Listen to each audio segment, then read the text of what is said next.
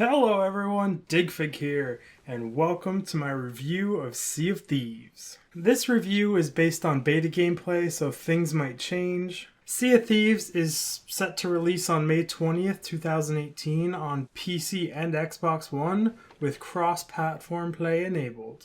The game costs $60 or it is included in the Xbox Game Pass that costs $10 per month. And I want to give a special thanks to everyone that supports me and the developers for putting in all their hard work. Now a quick note on my history with Sea of Thieves. I've been playing this game since August 18th, 2017 when I was accepted into the technical alpha. I played in almost every playtest and eventually got accepted into the Pioneer program, which is kind of a beta inside of a beta to play the test builds. This being said, my opinions are based on my experience with the developers and the progress I've seen so far in the past 7 months, not just on the last few open betas. And I will do my best not to break my NDA, but I'm sure I'll cross that line a few times. Now that I'm done explaining all that, let's get into the review part. Let's first start with graphics. This will include does the game look good, level design, character creation, animation, enemy design, UI, and performance. Does Sea of Thieves look good?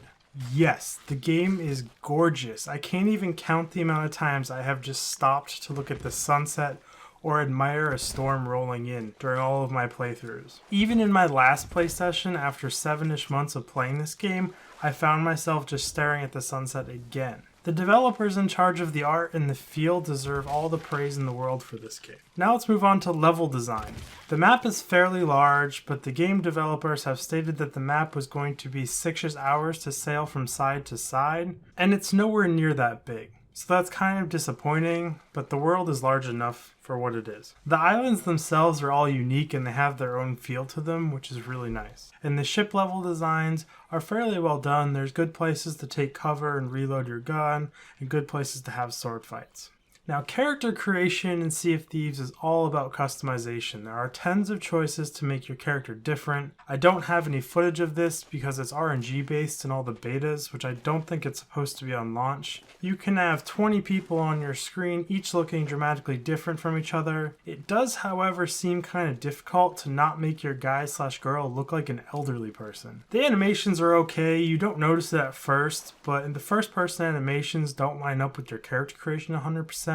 They might have patched that for launch, I'm not sure, but there were times where you would have a hook for a hand and go to reload your gun and you would see a hand there instead of a hook. It's just little things. But the animations look good enough and you would never notice unless you were specifically trying to analyze them. Now on to enemy design and AI. What can I say?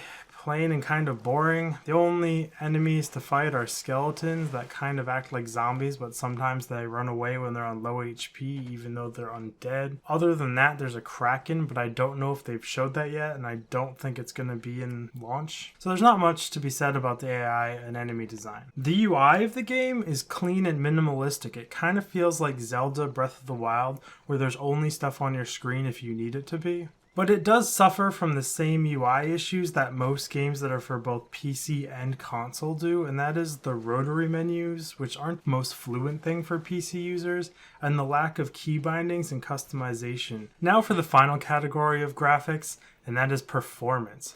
I personally do not have any issues with the performance. The game is amazingly stable and runs crazy smooth. I am, however, on a really high-end gaming rig. Like I have an i7, a 1080, tons of RAM, SSD drives. So I don't expect to have any problems, and I didn't. I have played with quite a few people over the months, and no one has ever mentioned or seemed to have a problem with their frame rate or crashing too much no matter what their system was like. So the game is amazingly stable and runs very, very smooth. So as long as you meet the minimum requirements for the game, you should be good. Now let's move on to sound. What can I say? The sound in Sea of Thieves is amazing. It's some of the best I've probably ever heard. This is just coming off playing Subnautica, which was raved at for their sound, and Sea of Thieves did an amazing job. The ambient sailing sounds make you feel like you're really on a ship, adding so much to the environment. During combat, every sound is distinct enough and layered so you don't miss a beat. A quick example is I'm hanging on the ladder of an enemy galleon. I hear the steering wheel thud, saying it hit the end of its turn, either a far left or a far right. I can hear someone getting supplies out of a barrel, I can hear someone reloading a cannon, and I can hear someone hammering away repairing the hull of their ship. This means I know exactly where each of the enemy crew members is without even seeing them, and I can plan out a battle plan where I pop up, I kill the guy on the cannons, or I go kill the guy at the steering wheel, then I run down and expect to meet anywhere from 1 to 2 persons, depending on if the guy's repairing on the bottom or the top. It's just those little details and sound that make the game so much more immersive, and you just do it without even realizing it, and it's amazing. Now, how is the 3D sound? It's really good. You can hear exactly where someone's talking from and which direction or where they shot at you from. You can also tell the distance fairly well, especially with the cannon shots. Like, they can be very far away, but you can still very distinctively make out that cannon sound, and it sounds about how far away it is. And now on to the audio cues. They are amazingly well done, and I find myself every time I play being like, wow, they're very well done. I don't have other words for it. Like, you can tell when you have wind in all 3 sails. A nice thud of the steering wheel when you hit the end of a turn if you're not paying attention. You know exactly when you kill someone because you hear this weird ghosty, misty sound, which lets you know. And there's this nice chime every time you hit an enemy ship, because sometimes it's really hard to tell with these rocking waves, and it changes in pitch every time you get a consecutive hit. It just feels very rewarding, and it's just very well done. I can't praise these guys enough. Now, the final category in sound is music, and it's not the best, it's not the worst. I think Assassin's Creed Black Flag did a much better job with the soundtrack, but it's not terrible. It's not something to complain about, so it's average would be the sound for this game, very on par with other games. Now we're going to move on to the gameplay category. Is there a story? No, not that I can tell. You just kind of jump in and go on an adventure with no real reason. If you're looking for a story, don't pick up this game. What kinds of modes are there to play? No, there's only one mode, and that's what I'm going to call an instanced open world PvP enabled map with no safe zones, where you are matched with crews ranging from a size to 1 to 4 players. Every server can have every size crew on it, so you can be solo and put up against 4-player crews, which some people like, some people don't. Usually that's a personal preference. And now on to the feel of the game. At times the game can feel very slow, just sailing around peacefully with no other ships to be seen. This is nice if your main goal of this play session is just PvE and get treasures. But if you're looking for PvP, it can be a real downer. If you only have 40 minutes to play and you log in and never find another ship, that can leave you very disappointed. And now the PvE content is very repetitive. It's go to an X on the map, get chest, sell chest over and over, or go to X, kill X, over and over and over. They added a chicken coop mission or trade missions where it's take X, go get X, bring back to X location. So be it cannonballs, chicken, a pig. It's all just the same. And that's really all there is to do, and it's just to grind reputation to unlock more cosmetics. Now for the PvP, it's really, really fun, but that is if you know what you're doing. Sailing a ship isn't easy, and knowing 16th through 17th century naval warfare techniques is most certainly not common knowledge. This leads to very long and annoying ship battles that usually only end when a crew makes a huge mistake, like forgetting to repair a hull or running aground. But this being said, if you have a chest on board or have spent a lot of time getting supplies, the PvP can definitely get your heart going and your adrenaline pumping, make your hands shake, and this is addicting to a lot of people, including me. I personally really enjoy PvP where there's a penalty for losing, even if it's just time invested. The game progression is a hot button issue. People wanted it to be more of a real MMO. It was kind of sold to us as that, but as it stands, the developers do not want it to be any advantages for having more time invested in the game, so all the progression is just cosmetic. You will never, as it stands, get better weapons or better cannons. It's an even playing field. All there is to do in the game is grind reputation.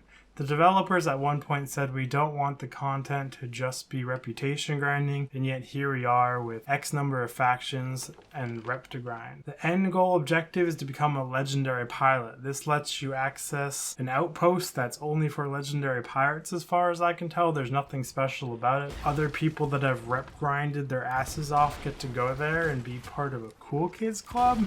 If that's your thing, then awesome. Now for the fun factor, and I'll try not to rant too much. Is Sea of Thieves fun? Ugh. yes, but no.